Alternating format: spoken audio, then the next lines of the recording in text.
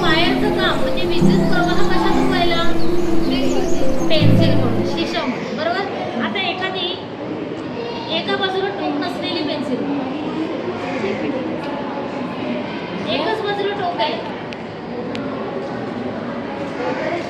Madam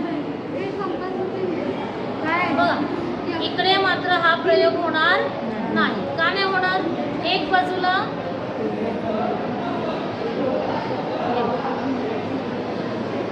लाकूड जे वापरलेलं आहे, ते लाकूड वापरल्यामुळे दिवा पेटत. एक लाकूड काय आहे? दुर्वाहक आहे आणि शिसे काय आहे? सुवाहक. त्यामुळे कधीही नीट लक्ष द्या तर सगळ्यांनी, कधीही पेन्सिल वापरून विजेची बटन चालू बंद करायचे नाही.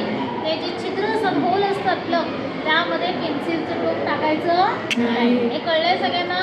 कारण शिसे काय आहे? विद्युत सुवाहक. काय? सुवाहक. आणि लाकूड दुर्वाहक.